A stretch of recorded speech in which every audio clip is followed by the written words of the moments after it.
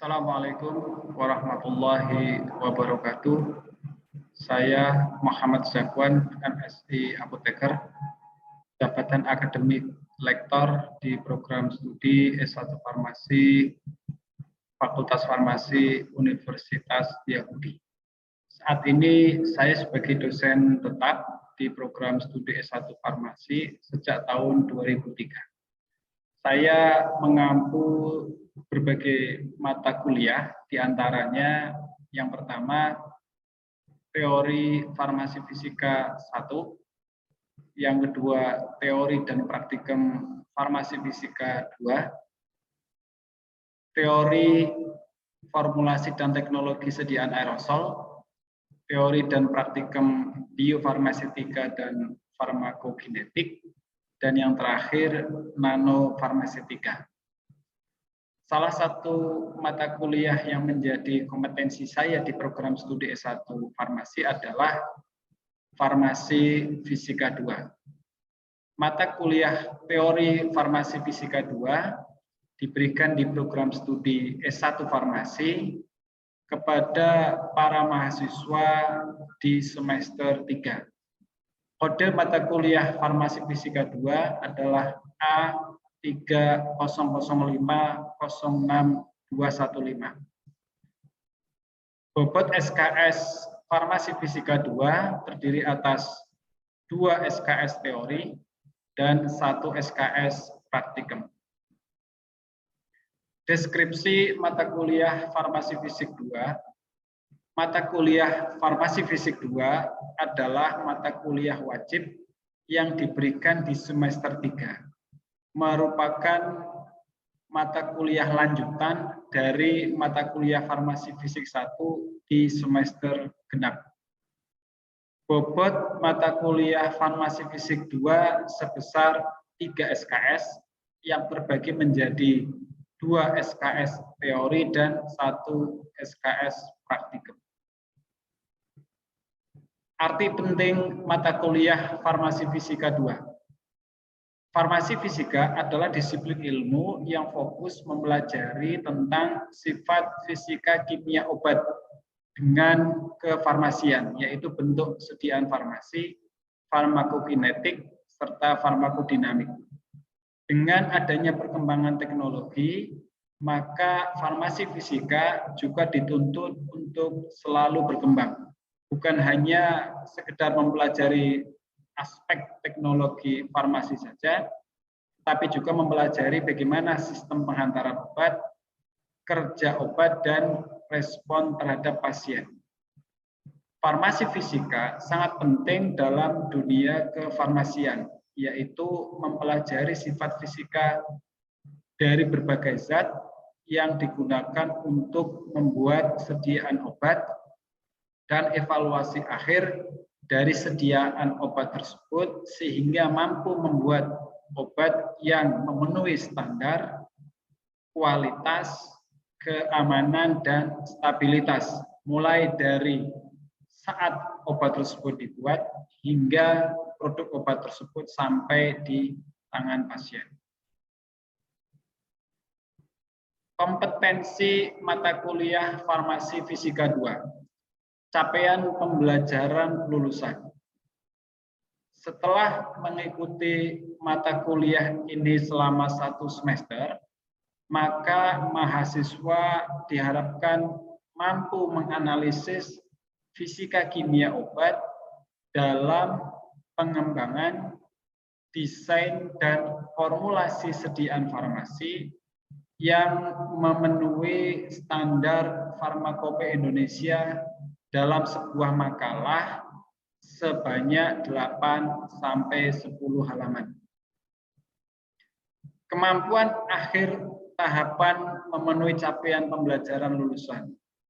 Ada 14 tahapan akhir yang harus ditempuh oleh siswa, dan semua tahapan tersebut mengacu pada capaian pembelajaran lulusan. 14 capaian atau 14 tahapan akhir tersebut disusun secara sistematis dalam rencana pembelajaran semester. Berikut 14 tahapan tersebut. Tahapan yang nomor 1, mahasiswa mampu menguraikan dasar teknologi partikel, ukuran dan distribusi partikel. Tahapan yang kedua, mahasiswa mampu menguraikan mikromeretik dan luas permukaan partikel. Tahapan yang nomor 3, mahasiswa mampu menganalisis viskositas untuk pengembangan sediaan farmasi. Tahapan yang keempat, mahasiswa mampu menguraikan reologi untuk pengembangan sediaan farmasi. Tahapan yang kelima, mahasiswa mampu menguraikan fenomena antarmuka untuk pengembangan sediaan farmasi. Tahapan yang keenam, mahasiswa mampu menguraikan aplikasi fenomena antarmuka. Tahapan yang ketujuh, mahasiswa mampu menguraikan kristalografi farmasi. Tahapan yang kedelapan, mahasiswa mampu menganalisis polimorfi farmasi. Tahapan yang kesembilan, mahasiswa mampu menganalisis kinetika reaksi kimia untuk pengembangan sediaan farmasi. Tahapan yang ke-10, mahasiswa mampu menguraikan konsep dasar stabilitas obat dalam pengembangan sediaan farmasi.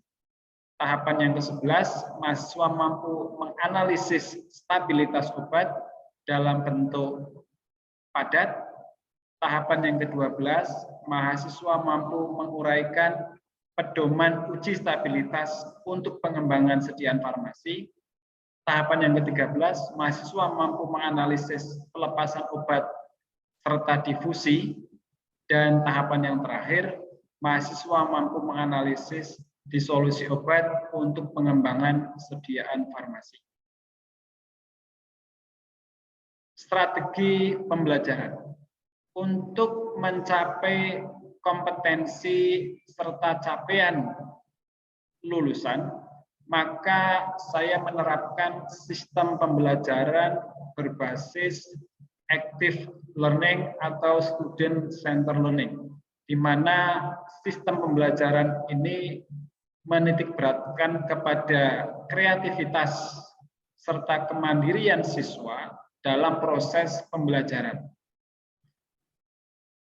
Sistem pembelajaran active learning atau student center learning ini meliputi metode pembelajaran active case study, yang kedua small group discussion, yang ketiga perception student have, yang keempat active sharing knowledge, yang kelima info search, dan yang keenam do it yourself.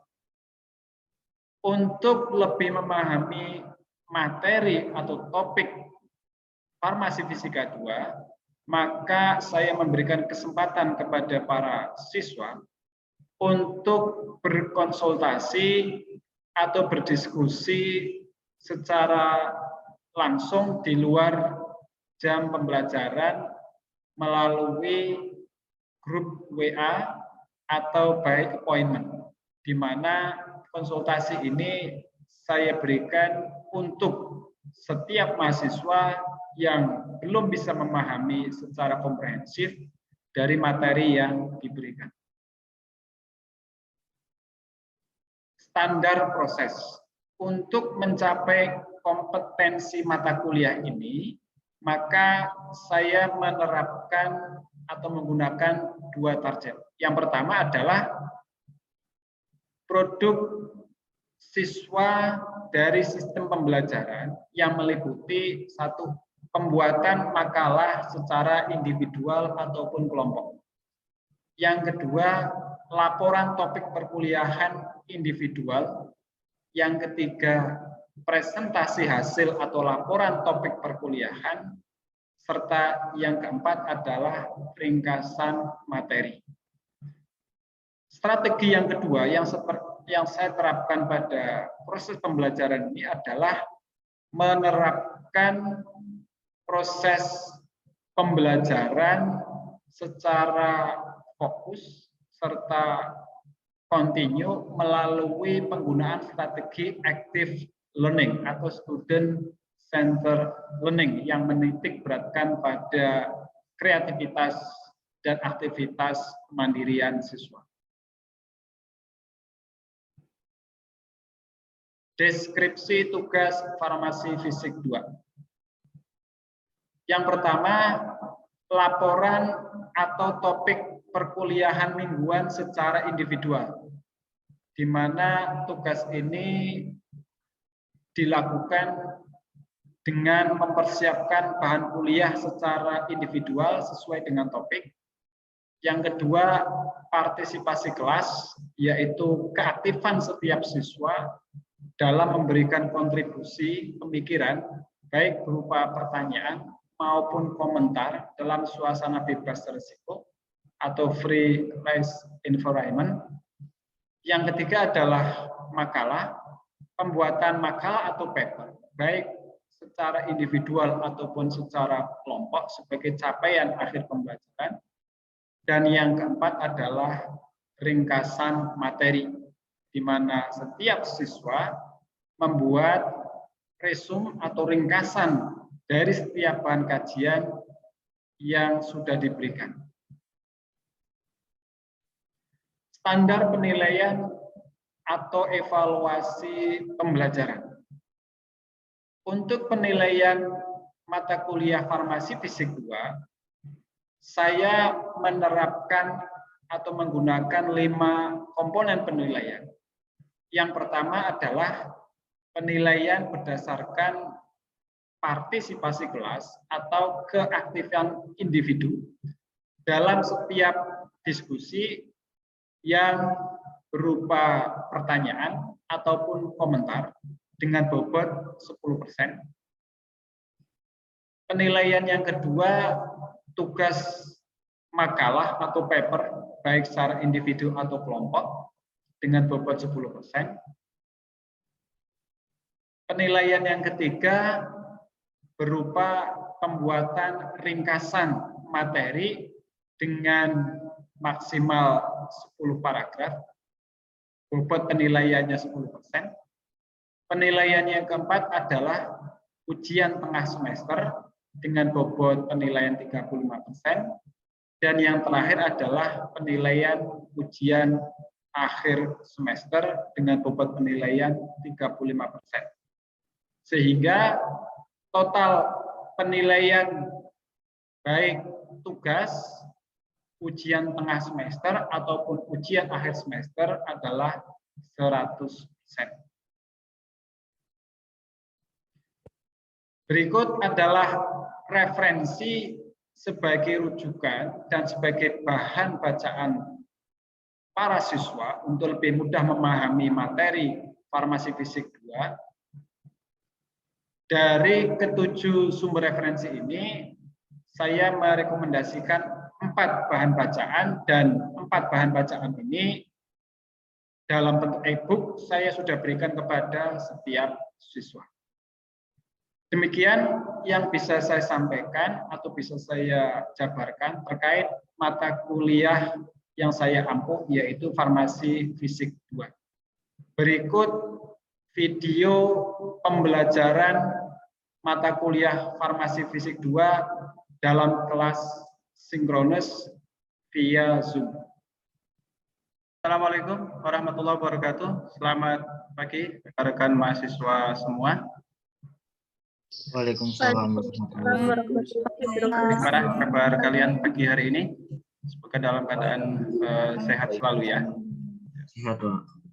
Kita akan melanjutkan kembali materi farmasi fisik 2 dengan pokok bahasan stabilitas obat dan kinetika reaksi kimia ya.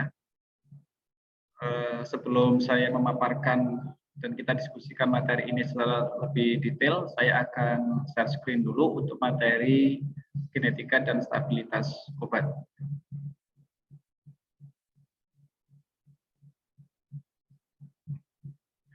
Untuk materi kinetika reaksi kimia dan stabilitas obat itu terdiri dari beberapa sub pokok bahasan. Yang pertama tentang kinetika reaksi kimia. Jadi kita akan membahas dasar-dasar dari kinetika reaksi kimia, diantaranya tentang kecepatan reaksi, kemudian tingkat reaksi dan cara penentuannya, kemudian waktu paruh dan waktu kadaluarsa obat, serta penentuan Q10. Kemudian subpokok bahasan berikutnya adalah stabilitas obat dalam bentuk larutan. Kemudian nomor 4, stabilitas obat dalam bentuk sistem dispersi, ya, seperti stabilitas obat dalam sediaan suspensi, kemudian emulsi, krim, dan sistem dispersi yang lain.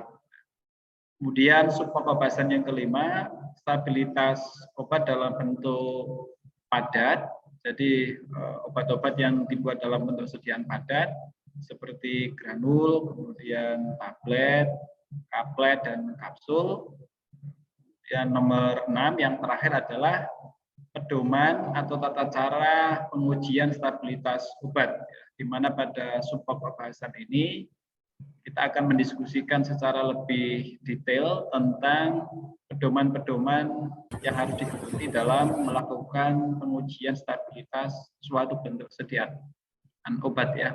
Di antaranya pedoman berdasarkan WHO, kemudian FDA, ICH, dan pedoman yang dibuat oleh Badan POM. Untuk memulai pembelajaran pada pagi hari ini, kita akan mengawali dengan membahas apa itu stabilitas obat dan apa arti penting, ya, stabilitas obat. Oke. Mengapa data stabilitas obat itu penting, sehingga ini menjadi satu materi yang harus dipelajari, ya, dalam farmasi fisika 2. Paling tidak ada 3 alasan utama yang mendasari mengapa kita perlu mempelajari mengenai stabilitas obat, dan data-data stabilitas obat itu kok kenapa penting, ya. Alasan yang pertama, obat, kalau saya mengatakan obat berarti asumsinya atau pengertiannya langsung ke bentuk sediaan obat, ya. Jadi obat atau bentuk sediaan obat itu kan diproduksi dalam jumlah yang besar karena akan diedarkan atau akan diperjualbelikan, ya, di masyarakat luas. Nah, proses produksinya itu membutuhkan waktu yang lama, ya, mulai dari tahap perencanaan sampai nanti diperoleh bentuk sediaan jadi, itu membutuhkan waktu yang lama. Sampai ke tangan konsumen itu ternyata membutuhkan waktu yang lama. Nah, selama proses perencanaan produksi, tahap pengembangan sampai ke distribusi, ya, maka tidak ada yang bisa menjamin kalau obat itu akan selalu dalam keadaan yang utuh, obat selalu dalam keadaan terjamin, ya, kualitasnya. Maka dalam rentang waktu yang lama ini, ya, dalam mulai proses produksi sampai ke tangan konsumen, maka obat itu harus dipastikan, ya, apakah obat itu memiliki kualitas, ya, memiliki efikasi, tingkat keamanan yang masih sama ketika obat itu pertama kali dibuat. Oleh karena itu perlu adanya suatu jaminan, ya, kualitas obat mulai dari tahap produksi sampai tahap diterima ke konsumen. Yang kedua, ya, obat itu kemungkinan akan terjadi peruraian atau ketidakstabilan itu besar sekali, ya, mengingat obat itu merupakan suatu senyawa organik, ya, suatu senyawa yang bisa mengalami proses degradasi atau peruraian. Nah, jika senyawa obat itu sudah mengalami proses degradasi atau peruraian, itu kemungkinan besar yang akan terjadi adalah obat akan mengalami pengurangan dosis, ya, dosis atau takaran obat itu akan berkurang. Kalau dosis atau takaran obat itu sudah berkurang, maka efek yang akan ditimbulkan adalah, ya, potensi atau efikasi, ya, atau kemanjuran obat itu juga akan berkurang, sehingga selama proses produksi sampai nanti obat itu sampai ke konsumen itu harus selalu dimonitor, ya, selalu dievaluasi, selalu harus ada jaminan bahwa obat itu tetap memiliki dosis atau konsentrasi yang sama. Alasan yang ketiga, Jika obat itu sudah mengalami proses peruraian atau sudah mengalami proses degradasi, ya, kemungkinan peruraian itu akan menghasilkan senyawa baru yang ya bisa memiliki sifat toksik ya dibandingkan dengan senyawa induknya. Ya. Ada beberapa contoh senyawa obat yang setelah terurai atau mengalami degradasi itu ternyata menghasilkan produk uraiannya yang jauh lebih berbahaya ya atau toksik, sehingga keberadaan senyawa yang berbahaya atau senyawa toksik ini itu tidak boleh ada ya di dalam suatu senyawa obat. Oleh karena itu penting sekali untuk melakukan analisis atau melakukan evaluasi ya, memonitor apakah produk obat yang dibuat itu menghasilkan suatu produk uraiannya atau menghasilkan produk urai yang berbahaya atau tidak ya, bersifat toksik atau tidak. Nah, rekan-rekan mahasiswa semua, ini alasan ya, 3 alasan utama mengapa kita perlu mempelajari stabilitas obat dan perlu mendapatkan data-data stabilitas suatu obat. Ya, ini ada 3 alasan utama. Ya, dari sini mungkin ada yang mau ditanyakan dulu. Silakan kalau ada yang mau bertanya.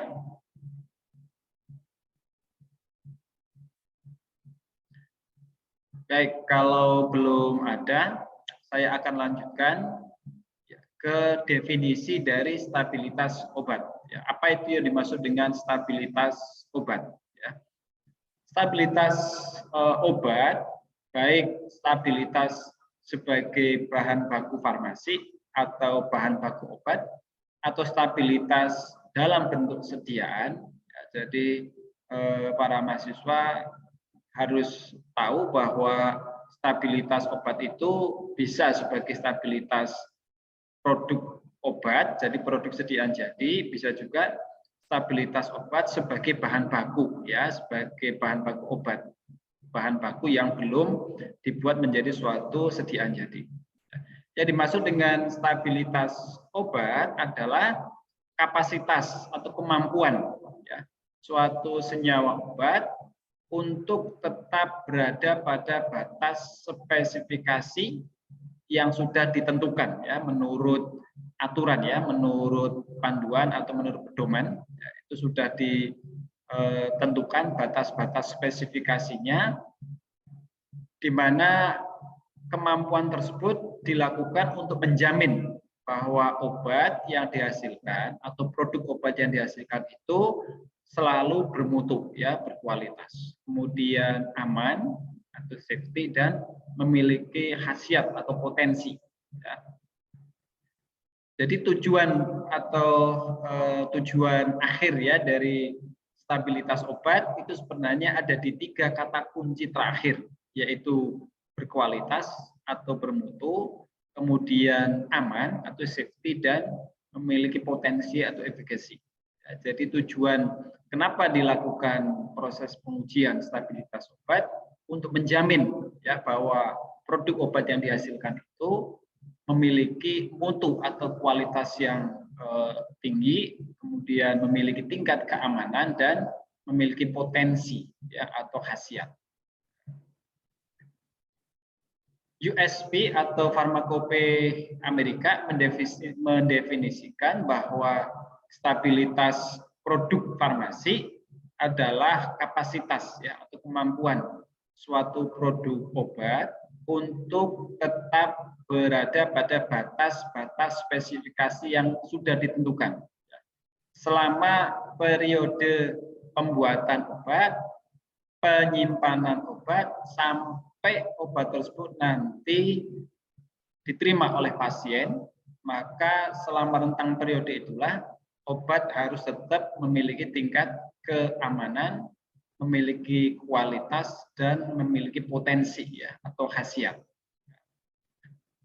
Kalau kita cermati definisi stabilitas obat yang di atas dengan definisi stabilitas obat menurut USP, itu pada intinya pada prinsipnya itu sama, ya, yaitu stabilitas obat merupakan suatu rangkaian proses yang digunakan untuk menjamin bahwa produk obat itu memiliki kualitas, keamanan, dan memiliki efikasi, ya, atau potensi. Suatu obat boleh berubah asal tetap berada dalam batas-batas spesifikasi atau ketentuan. Artinya, suatu obat itu masih ditoleransi adanya suatu perubahan asalkan perubahan tersebut masih dalam rentang batas yang sudah ditentukan. Ya, contoh misalkan di farmakope itu dalam monografi obat menyebutkan kadar suatu obat itu memiliki rentang antara 98% sampai 101% misalkan. Nah, itu artinya bahwa kadar suatu obat itu tidak mutlak harus 100%, ya. Kadar suatu obat itu boleh kurang dari 100%, yaitu batas terendahnya 98%. Sampai tertinggi misalkan 101%. Ya. Itu menunjukkan bahwa suatu sediaan obat, ya, atau suatu obat itu boleh berubah asalkan perubahan itu masih dalam rentang batas-batas yang sudah ditentukan, ya, atau perubahan tersebut masih dalam batas toleransi, ya, yang ditentukan, ya, baik oleh suatu aturan misalkan di farmakope, ya, umumnya kita mengacu pada ketentuan yang ada di farmakope. Ya, ini definisi dari stabilitas obat. Oke, apa tujuan dari stabilitas obat? Tujuan akhir, ya, dari stabilitas obat, ya, tujuan akhir dari stabilitas obat itu adalah untuk menjamin, ya, suatu senyawa obat atau produk obat itu berkualitas, kemudian memiliki keamanan atau safety, dan memiliki potensi, ya, atau efikasi. Itu tujuan akhirnya.